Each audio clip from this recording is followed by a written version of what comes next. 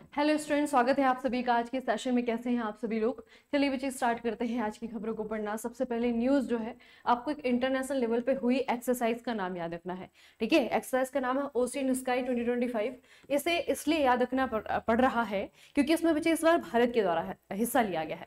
ठीक है, और भारत जो है नाटो कंट्री नहीं है, जबकि जो आपका ओशियन स्काई है इसमें जो है नाटो मेंबर ही हिस्सा लेते हैं। ठीक है, तो ये इस तरीके से क्वेश्चन आ सकता है कि निम्नलिखित में से कौन से गैर नाटो देश ने इस बार ओशियन स्काई एक्सरसाइज में हिस्सा लिया है? तो आपको याद रखना है कि भारत ने लिया है। ठीक है, मतलब कि इंडियन एयरफोर्स के द्वारा जो है यहाँ पे आपका हिस्सा लिया गया। 20 से लेकर के 31 अक्टूबर तक ये एक्सरसाइज हुई है। ठीक है, कहाँ पे हुआ है बच्चे? स्पेन ने। ठीक है, इसका आयोजक जो है इस बार स्पेनिश वायुसेना थी, मतलब कि इनके द्वारा ये आपका होस्ट किया गया है। तो इसका आपको याद रखना है, और इसका अभ्यास का नाम भी आपको याद रखना है, ओशियन स्काई। ठीक है, और नाम से आपको समझ में आ रहा होगा कि स्काई है तो मतलब जितनी भी आपके मेंबर कंट्रीज हैं उनके जो है एयरफोर्सेस के द्वारा यहाँ पे हिस्सा लिया गया है। ठीक है, अगली न्यूज बच्चे आपका एक चक्रवाती तूफान का नाम याद रखेंगे। इस चक्रवाती तूफान का नाम है मोंथा।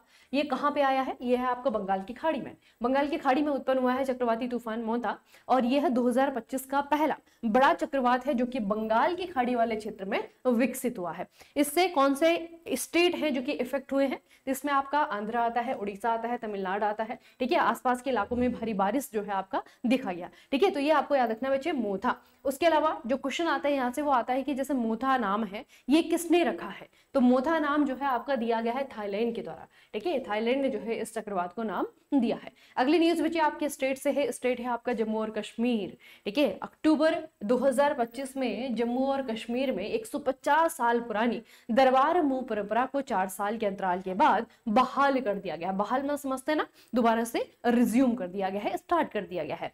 तो पहले थोड़ा सा इस चीज के बारे में हम देखते हैं कि दरबार मूव एग्जैक्टली है क्या। तो दरबार मूव जो है बच्चे आपका 1872 में शुरू हुआ था, जब महाराजा गुलाब सिंह ने शिमला से सेंट्रल सरकार की तरह राजधानी गर्मियों मतलब कि श्रीनगर और शीतकाल में जम्मू स्थानांतरित करने की पद्धति अपनाई थी। ठीक है, तो इस व्यवस्था को जून 2021 में रोक दिया गया था और अक्टूबर 2025 में पुनः बहाल कर दिया गया है। तो ये बच्चे आपको याद रखना है। ये परंपरा के तहत नागरिक सचिवालय, अन्य सरकारी कार्यालय जम्मू शीतकालीन राजधानी और श्रीनगर ग्रीष्मकालीन राजधानी के बीच में स्थानांतरित किए जाते हैं। ठीक है, तो ये बेसिकली आप लोग अगर इंडियन स्टेट की कैपिटल याद करते हैं, है ना, तो आप लोग देखते हैं कि कुछ हमारे देश में ऐसे स्टेट हैं जिनकी कैपिटल दो जगह है, और उसके पीछे रीजन क्या है? क्योंकि ये जो है हिमालयन स्टेट है और यहाँ पे सर्दियों में भारी बर्फबारी होती है। ठीक है, भारी बर्फबारी के चलते यहाँ पे पूरा का पूरा शहर जो है आपका जाम हो जाता है। तो वही हाल बच्चे श्रीनगर के भी होते हैं। ठीक है, जम्मू कश्मीर की जो राजधानी है, ग्रीष्मकालीन राजधानी, वो श्रीनगर है। गर्मियों में पिघल जाता है, पूरी की पूरी डल लेक वहां पे जो है सर्दियों में जम जाती है। ठीक है, तो इस कारण से जो है जो भी कामकाज बच्चे वहां का होता है ना सर्दियों में, वो होता है आपका जम्मू में। तो ये जो आपका मेन जो हेडक्वार्टर्स है, सचिवालय है, नागरिक सचिवालय है, इनको एक्सचेंज करने की जो प्रथा हम कह सकते हैं, है ना, एक जगह से दूसरी जगह ट्रांसफर करने की प्रथा जो है आपका, इसे कहा जाता था आपका दरबार मूव। ठीक है, तो दरबार मूव जो है दोबारा से 2025 अक्टूबर में स्टार्ट कर दिया गया है। ठीक है, और यूनियन टेरिटरी बच्चे आपका ये है, मतलब कि जम्मू कश्मीर जो है पहले आपका स्टेट हुआ करता था, जब से यूनियन टेरिटरी आपका हुआ है तब से ये जो परंपरा थी ये थोड़ी सी आपकी रुक गई थी, लेकिन दोबारा 4 साल के बाद इसे दोबारा से इसे स्टार्ट कर दिया गया है। ठीक है, तो याद रखना। अब यहां से स्टैटिक जो प्रश्न बनेगा, जो एक अच्छे लेवल का प्रश्न बनेगा, ये बनेगा आपका कि दरबार मूव की शुरुआत जम्मू कश्मीर में किसके द्वारा की गई थी। ठीक है, तो ये आपको याद रखना बच्चे कि महाराजा गुलाब सिंह जो है, इसको शुरू करने का जो श्रेय जाता है वो महाराजा गुलाब सिंह को जाता है। ठीक है, तो एक डिफिकल्ट क्वेश्चन जो है आपका यहां से बनेगा, आपको याद रखना है। ठीक है, और बच्चे मुझे आप लोग ये बताएंगे, बहुत बार आपको बताया हुआ है, कौन से और 2 हिमालयन स्टेट ऐसे हैं जिनकी 2 कैपिटल्स हैं। ठीक है, 2 हिमालयन स्टेट ऐसे और जिनके की 2 राजधानियां हैं। ठीक है, आप मुझे नाम जो है कमेंट सेक्शन में लिख करके बताएंगे। अगली न्यूज बच्चे आपके स्पोर्ट्स से रिलेटेड है। डी गुकेश ने ओपन सेक्शन में अपनी टीम सुपर चेस रोमानिया की ओर से खेलते हुए व्यक्तिगत बोर्ड प्रदर्शन के लिए स्वर्ण पदक जीता है।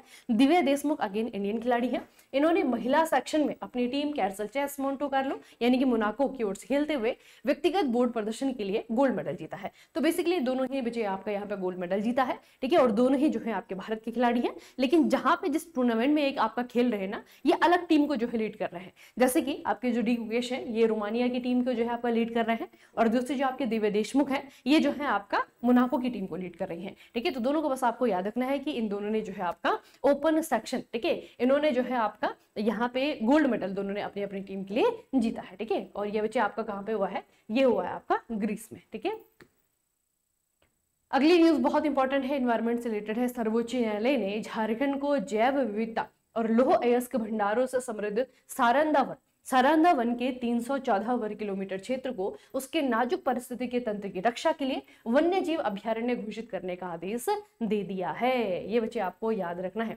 अभी एक हफ्ते का टाइम जो है सुप्रीम कोर्ट ने दिया है, जल्दी से जल्दी झारखंड सरकार को इस क्षेत्र को, जो सारंदा वन वाला क्षेत्र है ना, इसको जो है वन्य जीव अभ्यारण्य यानी कि वाइल्ड लाइफ सेंचुरी घोषित करना पड़ेगा।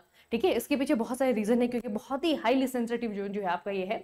यह भारत के सबसे समृद्ध साल वन क्षेत्रों में से एक है। यह फैसला राष्ट्रीय हरित अधिकरण एनजीटी के जुलाई 2022 के आदेश के अनुपालन की मांग वाली याचिका से आया है। ठीक है, तो ये आपको बच्चे याद रखना है कि ये सारंदा वन कहाँ पे है, किसके कारण ये आपका चर्चाओं में है। आपको याद रखना है झारखंड को सुप्रीम कोर्ट ने आदेश दिए हैं कि आपको जल्दी से जल्दी इस क्षेत्र को क्या करना है, वन्य जीव अभ्यारण्य वाइल्ड लाइफ सेंचुरी घोषित करना है। ठीक है, अच्छा, इसमें राज्य से सारंदा वन को वन्य जीव अभ्यारण्य घोषित करने पर विचार करने को कहा गया है। तो ये बच्चे आपको थोड़ा सा याद रखना है कि सुप्रीम कोर्ट ने ये झारखंड के स्टेट को कहा है। अगली न्यूज बचे आपकी अगेन एनवायरनमेंट से रिलेटेड है। छत्तीसगढ़ राज्य सरकार ने काले हिरण ब्लैक बक को उनके प्राकृतिक आवास में वापस लाने के लिए 2021 से लेकर के 2026 तक 5 साल पुनः परिचय कार्यक्रम शुरू किया है। यह कार्यक्रम मुख्य रूप से बारनवापारा वन्य जीव अभ्यारण्य में लागू किया गया है। अब ये जो वन्य जीव अभ्यारण्य है ना, ये आपको किसी एग्जाम में देखने को मिलने वाला है। ठीक है, बारनवापारा ये आपका वन्य जीव अभ्यारण्य है बच्चे, ये कहाँ पे है आपका, छत्तीसगढ़ में है। ठीक है, छत्तीसगढ़ वन विभाग ने दिल्ली के नेशनल जूलॉजिकल पार्क और बिलासपुर के जो कानन पेंडारी जूलॉजिकल गार्डन है, वहां से टोटल 77 काले हिरण जो है स्थानांतरित किए हैं, यानी कि यहाँ लाए गए हैं। तो आपको ये वन्य जीव अभ्यारण्य का नाम याद रखना है, बारनवापारा वन्य जीव अभ्यारण्य है किधर बच्चे, आपका छत्तीसगढ़ में है। और किस चीज को बचाने की बात हो रही है यहाँ पे, काले हिरण यानी कि ब्लैक बक को बचाने की बात हो रही है। भारत के वन्यजीव संरक्षण अधिनियम 1972 की अनुसूची के तहत काले हिरण का शिकार करना बैन है, प्रतिबंधित है। ठीक है, इसका एक बहुत ही फेमस केस है, सलमान खान वाला, आप लोगों ने सुना भी होगा कई बार, है ना। तो ये बच्चे आपको याद रखना है। अगली न्यूज है आपका एक वैसे इंटरनेशनल है लेकिन इंडिया से रिलेटेड है। अभी हाल ही में चाइना में बीजिंग में भारतीय दूतावास में नोबेल प्राइज विनर, हमारे जो पहले नोबेल प्राइज विनर हैं रविंद्रनाथ टैगोर, इनकी प्रतिमा यानी कि स्टैचू का अनावरण किया गया है। ठीक है, मूर्तिकार यानी कि जिन्होंने बनाया है वह बच्चे आपका युवान शिकुन चीन में, और भारतीय राजदूत जो है आपके प्रदीप रावत यहाँ पे है। ठीक है, तो उन्होंने जो है आपका इसका इनॉग्रेशन यहाँ पे किया है। आपको याद रखना है बच्चे, ये स्कल्पचर जो है आपका बनाया गया है यहाँ पे, और किसका है, रविंद्रनाथ टैगोर का है। कहाँ पे, आपको पूछा जाएगा कौन से देश के दूतावास में, तो ये है आपका चाइना में। ठीक है, चाइना बीजिंग में। अगला बच्चे महाराष्ट्र के राज्यपाल आचार्य देवव्रत और महाराष्ट्र के मुख्यमंत्री देवेंद्र फडणवीस, इन्होंने मुंबई में मोदीज मिशन नाम की बुक का विमोचन किया है। तो अब यहाँ पे दो चीजें इंपॉर्टेंट हो जाएंगी। एक तो जिन्होंने विमोचन किया है, जो मिनिस्टर यहाँ पे इन्वॉल्व है, दोनों का नाम याद रखेंगे। महाराष्ट्र के जो राज्यपाल हैं, वर्तमान में गवर्नर है आचार्य देवव्रत, और महाराष्ट्र के जो मुख्यमंत्री है देवेंद्र फडणवीस। ठीक है, दोनों के द्वारा विमोचन किया गया है। और उसके बाद में इंपॉर्टेंट नाम होता है बच्चे राइटर का, इनका नाम है वकील बर्जिस देसाई। ठीक है, तो बर्जिस देसाई के द्वारा किताब को लिखा गया है, और नाम आपको याद रखना है, मोदीज मिशन जो है बुक का नाम है। इसे जो है आपका लॉन्च किया गया है कहाँ पे, महाराष्ट्र में। ठीक है, तो ये बच्चे आपकी आज की खबरें खत्म होती हैं, और बहुत ही कम जो है आज की न्यूज है। आई होप आपको अभी इसी समय याद हो जाए। ठीक है, और एक कोशिश बच्चे कर लेना, अभी 31 से आरआरबी जेईई के फॉर्म भरने स्टार्ट हो गए हैं।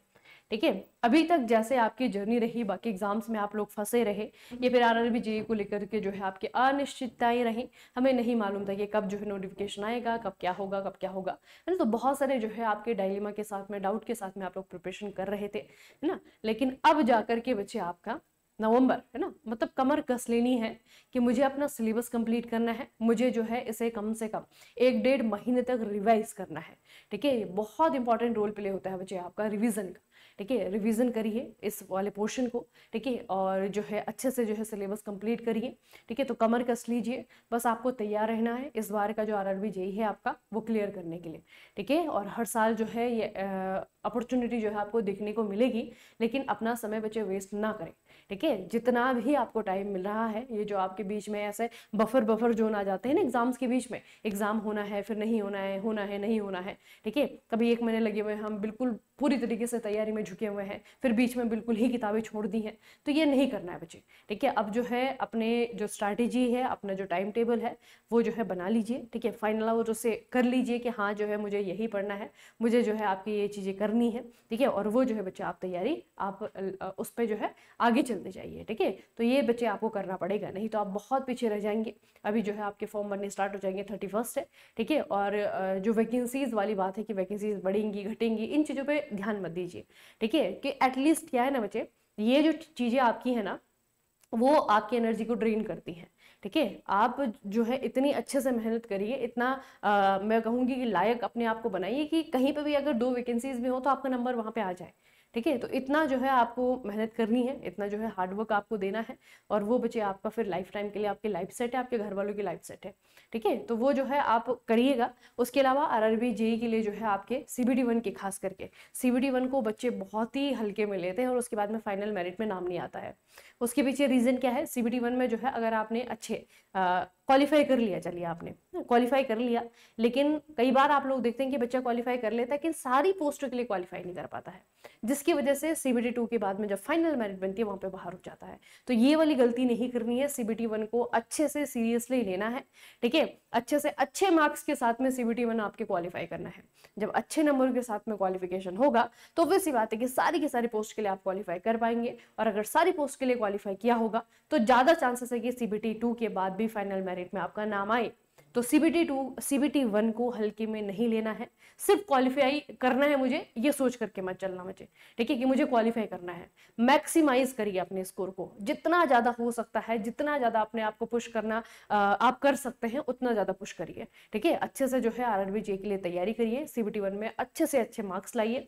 बच्चे मैंने ऐसे मैं आपको बता रही हूँ, ऐसे भी बच्चे देखे हैं जिन्होंने नॉन टेक्निकल जो है आपका पढ़ा नहीं है, सिर्फ उनका जो एकेडमिक नॉलेज है, जो उन्होंने एकेडमिक्स में अच्छा पढ़ा है, ठीक है, कॉलेजेस में जो उन्होंने पढ़ा है, रीजनिंग और मैथ्स का जो उनको बेसिक नॉलेज है, साइंस का भी जो बेसिक नॉलेज है, उसके बेस पे वो CBT 1 क्वालिफाई कर जाते हैं, ठीक है। लेकिन यहाँ पे सिर्फ क्वालिफिकेशन की बात नहीं है, पूरे एग्जाम प्रोसेस को पास करने की बात है, और पूरे एग्जाम प्रोसेस में आपका CBT 2 भी आता है, ठीक है। तो इसीलिए सारी की सारी जो पोस्ट हैं उनके लिए क्वालिफाई होना जरूरी है। अपने नंबर्स को, अपने मार्क्स को मैक्सिमाइज करना जरूरी है। बस ये दिमाग में मत चलना कि CBT 1 क्वालिफाई कर लिया मैंने, CBT 1 क्वालिफिकेशन के लिए नहीं है ओनली, ठीक है। वो जो है अपने स्कोर को जितना अच्छा रखेंगे, जितना बेहतर रखेंगे, उतने आपके चांसेस बढ़ जाएंगे इस जॉब को लेने के लिए, ठीक है। तो CBT 1 को बिल्कुल हल्के में नहीं लेना है। आप जो है मेक इट इजी मैकेनिकल पे अगर जाएंगे ना, वहां पे आपको जो है कोर्सेज मिलेंगे ना। वैसे तो आप लोग ज्यादातर बच्चे वही हैं जिनको हमेशा सारी चीजें मालूम रहती हैं,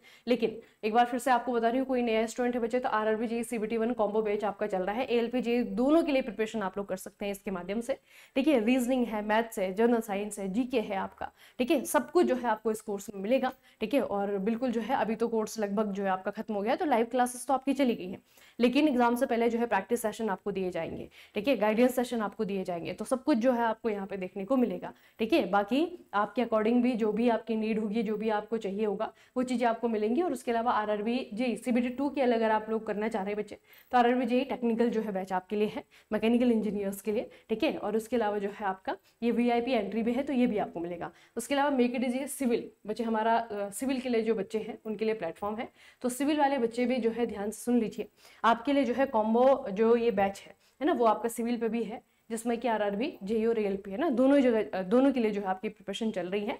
तो अगर आप लोग CBT 1 के लिए सीरियस हैं, और सीरियस होने के पीछे मैंने आपको रीजन बता दिया कि इसलिए आपको सीरियस होना है, ठीक है, तो इसकी प्रिपरेशन आप लोग कर सकते हैं, ठीक है। कोर्स जो है आपका कंप्लीट है, आप जो है जहां से चाहे, जो भी टॉपिक से चाहे, जहां पे आपको लगता है कि ये वाला सेक्शन मेरा वीक है, वहां से जो है स्टार्ट कर सकते हैं, ठीक है। तो इसको बच्चे जल्दी से जल्दी जो है खत्म करिए, ठीक है, और अच्छे से जो है फॉर्म भरिए। फॉर्म के रिगार्डिंग, प्रोसेस के रिगार्डिंग जो भी आपको लगता है कि ये चीज़ें मुझे समझ में नहीं आती है, तो वहीं पे प्रोसेस रोक दीजिए। पिछली बार बच्चों ने बहुत ज़्यादा फॉर्म फिलिंग में मिस्टेक करी है, वो मिस्टेक आपको नहीं करनी है बच्चे, ठीक है। जो भी आपको लगता है कि मुझे यहाँ पे थोड़ा सा डाउट है, तो उस प्रोसेस को वहीं पर रोक देनी है, पहले डाउट क्लियर करना है, उसके बाद में जो है प्रोसेस आगे बढ़ानी है, ठीक है। गलत फॉर्म नहीं भरना है, गलत इन्फॉर्मेशन के साथ में फॉर्म नहीं भरना है, फॉर्म भरने में जल्दीबाजी नहीं करनी है, ठीक है। आपको भी अगर कोई डाउट अभी से है, या फिर आपने अगर कुछ सोचा है एग्जाम के बारे में, कोई भी आपको डाउट है, तो आप जो है कमेंट सेक्शन में लिख करके बताइए, ठीक है। अगर वो जो है आपका वन लाइनर वाला क्वेश्चन होगा तो मैं वहीं पे जवाब दे दूंगी, नहीं तो वीडियो फॉर्म में जो है आपको जवाब मिल जाएगा, ठीक है। चलिए फिर आज का सेशन हम यहीं पे समाप्त करेंगे, मिलेंगे फिर कल के सेशन में। तब तक के लिए पढ़ते रहिए, अपना खूब सारा ख्याल रखिएगा। आप सभी का बहुत बहुत धन्यवाद।